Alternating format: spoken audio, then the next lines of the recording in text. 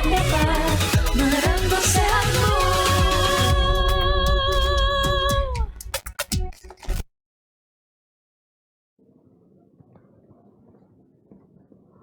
Assalamualaikum warahmatullahi wabarakatuh. Selamat sore, salam sejahtera untuk kita semuanya. Hari ini saya akan menyampaikan perkembangan penanganan COVID-19 di Indonesia. Selanjutnya, saya akan menjelaskan pembelajaran dari negara-negara yang mampu mengendalikan lonjakan kasus. Setidaknya terdapat 5 negara termasuk Indonesia yang berhasil menurunkan kasus dengan signifikan dan dapat mempertahankan penurunan tersebut dalam jangka waktu yang cukup lama. Di India, kasus sudah turun hingga 97% dari puncak dan penurunan ini bertahan selama 201 hari. Jumlah kasus mingguan saat ini yaitu 69.165, sudah lebih rendah dibanding jumlah kasus terendah sebelum lonjakan yaitu 78.395.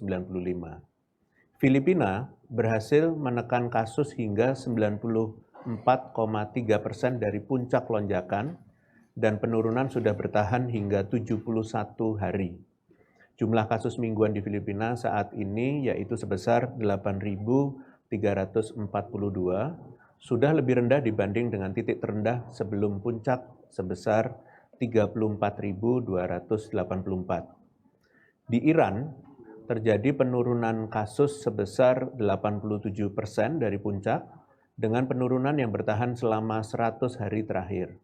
Saat ini kasus mingguan berada pada angka 36.367, lebih rendah dari jumlah kasus terendah sebelum lonjakan yaitu sebesar 55.271. Di Jepang, kasus sudah turun 99,5% dari puncak kasus dan telah bertahan selama 157 hari. Penurunan ini berhasil ditekan dengan sangat signifikan, di mana titik kasus mingguan terendah sebelum lonjakan adalah 9.986 kasus, sedangkan saat ini hanya sebesar 890. Pencapaian Indonesia dapat dikatakan mampu bersaing dengan negara-negara ini. Negara kita telah berhasil menurunkan kasus hingga 99,3% dari puncak lonjakan, mirip dengan Jepang, dan berhasil dipertahankan selama 130 hari, lebih lama dari Iran dan Filipina. Saat ini, kasus mingguan di Indonesia adalah sebesar 2.564, jauh lebih sedikit dibandingkan titik terendah sebelum lonjakan, yaitu 26.126 kasus. Jumlah ini juga jauh lebih sedikit jika disandingkan dengan jumlah penduduk, di mana Iran dan Filipina yang penduduknya lebih sedikit dari Indonesia masih memiliki jumlah kasus yang lebih besar. Meskipun terdapat variasi strategi pengendalian kasus di berbagai negara tersebut, terdapat beberapa pembelajaran dari negara-negara ini yang dapat diambil agar penurunan kasus di Indonesia dapat terus dipertahankan, serta kenaikan kasus yang mulai terjadi di beberapa daerah dapat segera dikendalikan. Pembelajaran tersebut diantaranya yang pertama, pemberlakuan pembatasan kegiatan masyarakat. Kebijakan ini diberlakukan pada keempat negara tersebut, meskipun dengan detail aturan yang berbeda-beda di setiap negara. Belajar dari India, pembatasan aktivitas konsisten dilakukan meskipun kasus sudah turun. Pembatasan ini bahkan juga dilakukan pada periode perayaan keagamaan dengan membatasi interaksi sosial dalam lingkup satu rumah saja. Indonesia pun juga perlu berhati-hati dalam melakukan pembukaan bertahap, terlebih mengingat sebentar lagi akan masuk ke periode Natal dan Tahun Baru. Belajar dari Filipina, pembatasan kegiatan masyarakat perlu dilakukan dengan segera begitu kasus menunjukkan kenaikan. Oleh sebab itu, pemerintah daerah dimohon untuk tanggap terhadap kondisi kasus di daerahnya masing-masing, utamanya bagi daerah yang kasusnya sudah mengalami kenaikan. Mohon segera melakukan upaya pengendalian kasus sebelum terlambat. Yang kedua, peningkatan cakupan vaksinasi dosis lengkap juga dilakukan oleh keempat negara tersebut. capaian vaksinasi dosis lengkap di Jepang bahkan sudah berhasil mencapai 70% dari populasi, sementara Iran berhasil mencapai 50% dari populasi. Upaya pemerintah dalam meningkatkan cakupan vaksinasi pun cukup unik, di mana salah satunya di India, vaksinasi dilakukan secara door to door. Di India, meskipun cakupan vaksinasi dosis lengkapnya baru mencapai 30%, namun penurunan kasus bertahan, salah satunya karena pada saat lonjakan kasus kemarin, 70% masyarakatnya telah terinfeksi COVID-19, sehingga telah terbentuk kekebalan alami. Di Filipina, cakupan vaksinasinya juga baru mencapai 39%.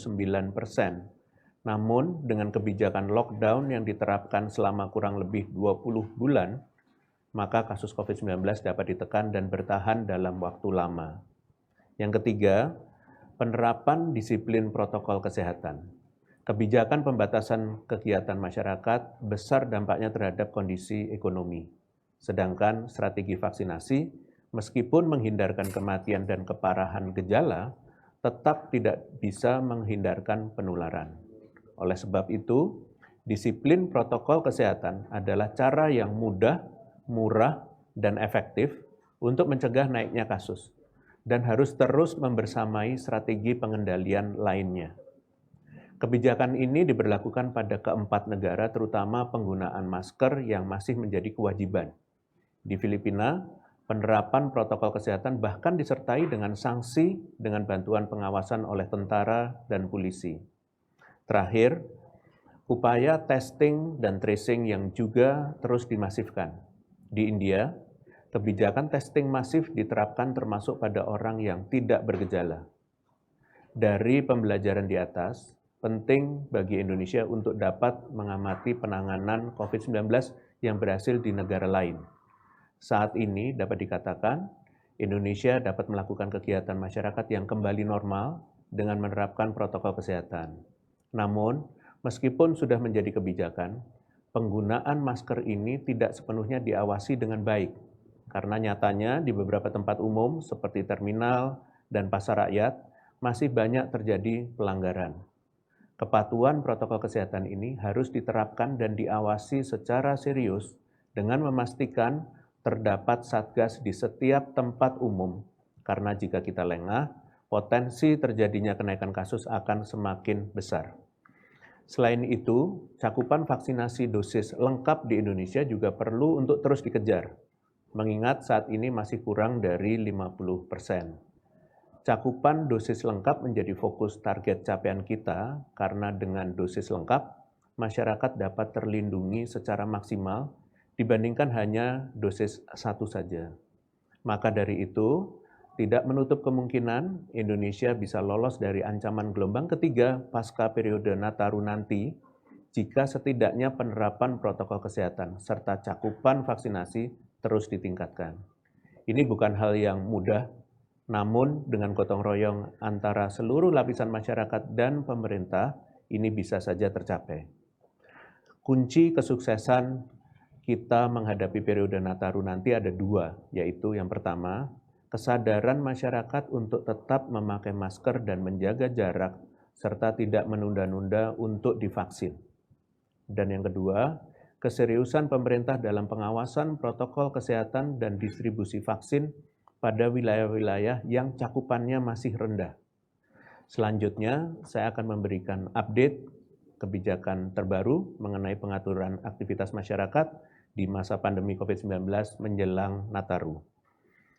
Sebagaimana yang sudah disampaikan, walaupun kasus saat ini sudah cenderung terkendali, namun kehati-hatian tetap diperlukan mengingat di masa Nataru terjadi kecenderungan peningkatan intensitas berkegiatan dan mobilisasi. Tanpa adanya aturan, periode Nataru sangat berpotensi berimbas pada lonjakan kasus, terutama menimbang perilaku masyarakat yang seringkali kurang disiplin saat berlibur atau mengunjungi kerabat. Oleh karena itu, melalui instruksi Menteri Dalam Negeri nomor 62 tahun 2021 tentang pencegahan dan penanggulangan pada saat Natal 2021 dan Tahun Baru 2022, diantaranya adalah yang pertama, pengaturan kegiatan di rumah ibadah atau gereja. Pihak rumah ibadah diminta untuk membentuk satgas sebelum menerima jemaat untuk beribadah. Satgas akan bertugas untuk mengawasi kedisiplinan protokol kesehatan selama rangkaian ibadah dan berkoordinasi aktif dengan Satgas COVID-19 di daerah setempat. Apabila ibadah fisik dilakukan, maka kapasitas keterisian ruang ibadah adalah maksimal 50%. Sebelum memasuki rumah ibadah, jemaat wajib melakukan screening kesehatan elektronik menggunakan aplikasi Peduli Lindungi. Yang kedua adalah peniadaan mudik saat masa Nataru. Pemerintah menghimbau masyarakat untuk menunda mobilitasnya baik dalam jarak dekat atau jarak jauh seperti mudik apabila tidak mendesak. Secara bersamaan, pemerintah juga menghimbau pekerja migran Indonesia untuk menunda kepulangannya mengingat kondisi kasus di beberapa negara lainnya masih tergolong dinamis. Yang ketiga, pengaturan perayaan Tahun Baru 2022 dan tempat perbelanjaan. Himbauan ini melingkupi larangan melaksanakan acara perayaan Tahun Baru, larangan untuk mengadakan pawai atau arak-arakan, serta larangan acara lainnya yang bukan merupakan rangkaian pokok peribadatan. Selain itu, tempat makan dan minum serta bioskop hanya dapat beroperasi dari jam 09.00 sampai dengan 22.00 dengan kapasitas pengunjung maksimal 50%. Pemerintah daerah pun juga harus menutup semua alun-alun di daerahnya masing-masing pada tanggal 31 Desember sampai dengan 1 Januari 2022. Keempat, pengaturan cuti periode libur Nataru, yaitu dengan melarang pengambilan hak cuti bagi ASN, TNI, Polri, BUMN, dan karyawan swasta di masa Nataru sesuai surat keputusan bersama Menteri Agama, Menteri Ketenagakerjaan, dan Menteri Pendayagunaan Aparatur Negara dan Reformasi Birokrasi nomor 712, nomor 1, dan nomor 3 tahun 2021. Yang kelima, pengaturan di tempat wisata lokal di mana akan diterapkan sistem ganjil genap di area kunjungan wisata. Selain itu, kapasitas operasional tempat wisata adalah maksimal 50%, dan pengunjung wajib melakukan screening dengan aplikasi Peduli Lindungi. Sebagai tambahan, pihak penyelenggara kegiatan wisata tidak diperkenankan untuk melakukan pesta perayaan yang berisiko menimbulkan kerumunan. Dan yang keenam, mobilitas masyarakat secara umum juga akan menerapkan sistem ganjil genap, tetap berlakunya syarat hasil negatif tes COVID-19 untuk perjalanan, dan menjalankan screening dengan Peduli Lindungi saat hendak masuk ke fasilitas publik. Fasilitas publik dan kegiatan masyarakat lainnya akan mengikuti aturan PPKM di level 3, termasuk peniadaan kegiatan seni budaya dan olahraga untuk meminimalisir kerumunan. Khusus terkait kawasan tempat tinggal warga, pengawasan kedisiplinan protokol kesehatan akan dilakukan oleh posko checkpoint yang terdiri dari unsur Satpol PP, TNI, dan Polri. Penyesuaian lainnya adalah terkait sektor pendidikan. Dalam hal ini, pihak sekolah dihimbau tidak meliburkan sekolah pada periode Nataru dan menetapkan waktu periode pembagian rapot di bulan Januari 2022 untuk mencegah penularan COVID-19 pada anak-anak karena bepergian. Terkait dengan aturan di atas, pemerintah daerah dihimbau untuk segera mengadaptasi poin-poin arahan yang akan berlaku sejak 24 Desember hingga 2 Januari 2022 dalam peraturan daerahnya masing-masing. Pemerintah pusat dan daerah akan melakukan sosialisasi peraturan kepada masyarakat. Pihak lain seperti tokoh atau pemuka agama, tokoh masyarakat, kepala desa, lurah, wali nagari, pimpinan perusahaan, atau pemberi kerja pada sektor non-formal dan media juga diharapkan dapat ikut berkolaborasi untuk melakukan sosialisasi peraturan secara masif. Nantinya, instruksi Menteri Dalam Negeri ini akan dipertegas dengan surat edaran dari Satgas COVID-19. Aturan yang tertuang dalam surat edaran akan mencakup aturan bagi pelaku perjalanan dalam negeri dan optimalisasi peran Satgas di tiap tingkat wilayah administratif dan di setiap fasilitas publik. Masyarakat diharapkan dapat mengikuti semua peraturan yang ada demi memastikan keamanan bersama. Sebagai penutup, saya akan menyampaikan beberapa update penanganan COVID-19 lain, diantaranya Badan POM telah mengeluarkan Emergency Use of Authorization (EUA) vaksin Covovax pada tanggal 17 November 2021.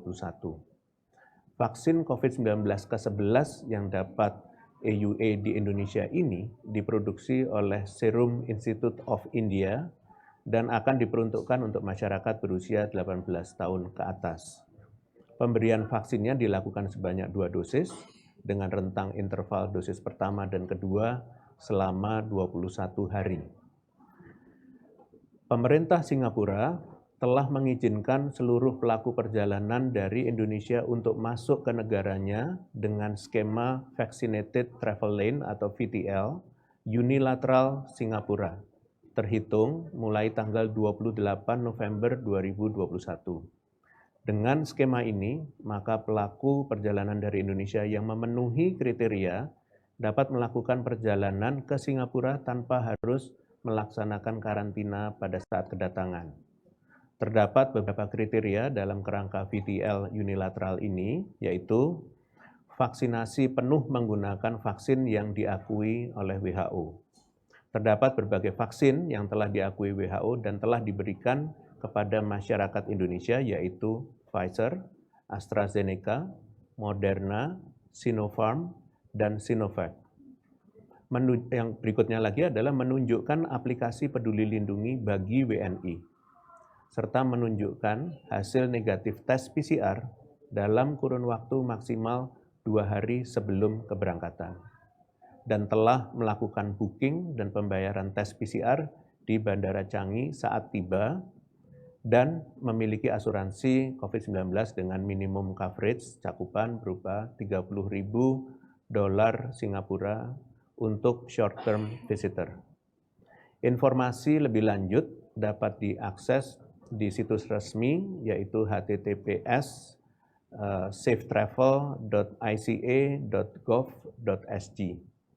Terakhir, saya ingin mengucapkan selamat Hari Guru kepada seluruh guru di Indonesia. Terima kasih atas seluruh pengorbanan dan kreativitas para guru dalam beradaptasi melakukan kegiatan belajar mengajar di tengah pandemi COVID-19. Guru memiliki peran yang sangat penting dalam mensosialisasikan protokol kesehatan kepada peserta didik. Sebagai refleksi, masyarakat yang patuh terhadap protokol kesehatan layaknya siswa yang telah berhasil belajar menjadi lebih pintar dan bijaksana dalam hidup berdampingan bersama COVID-19 tanpa tertular. Demikian konferensi pers pada hari ini. Saya lanjutkan dengan sesi tanya-jawab media. Terima kasih. Pertanyaan pertama, Hendro, berita1.com.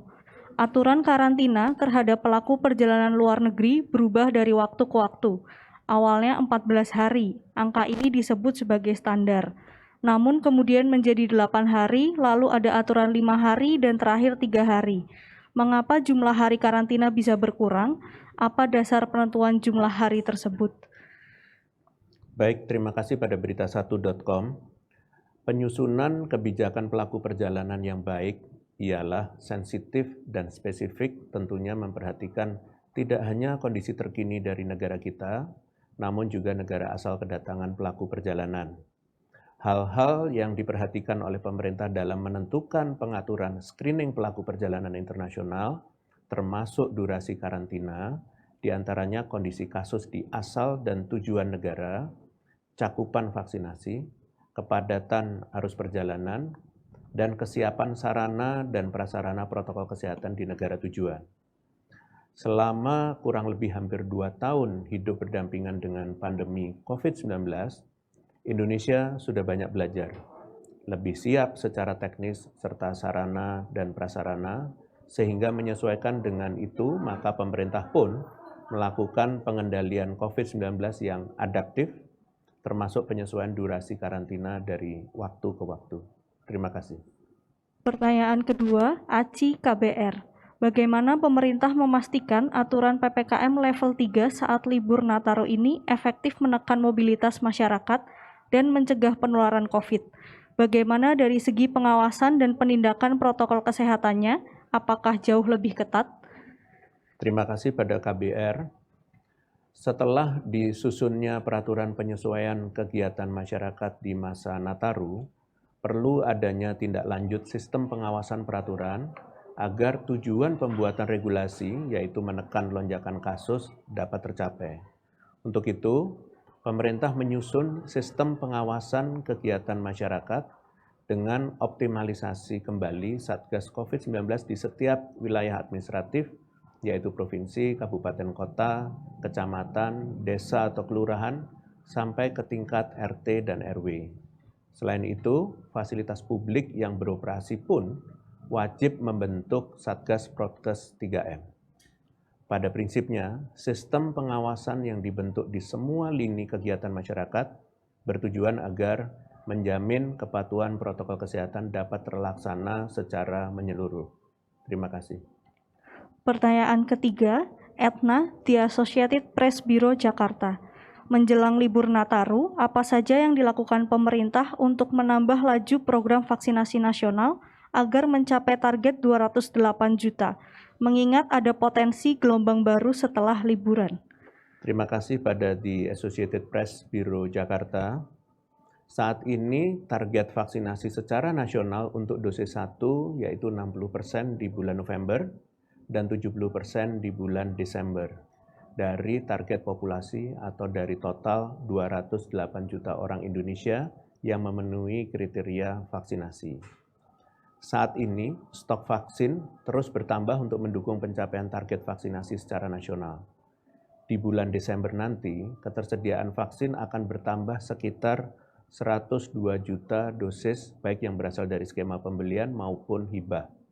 Selain itu, pemerintah juga melakukan upaya lain seperti penyediaan minimal 1 unit cold chain di setiap gudang penyimpanan di provinsi, kemudian mendorong penggunaan vaksin dengan memberdayakan unsur TNI Polri dan kementerian lembaga lain, dan mendorong kepala daerah untuk menyerap vaksin yang ada segera dan memberi edukasi pada masyarakat terkait manfaat untuk divaksin. Upaya percepatan vaksinasi akan terus dilakukan di tiap daerahnya, di mana saat ini 26 ibu kota provinsi di Indonesia telah mencapai target lebih dari 70% target vaksinasi per daerah di bulan November ini. Diharapkan capaian 70% ini akan tercapai pada seluruh daerah di akhir tahun ini. Demikian, terima kasih atas pertanyaan dan perhatian. Dengan demikian, konferensi pers berakhir. Selamat sore. Wassalamualaikum warahmatullahi wabarakatuh.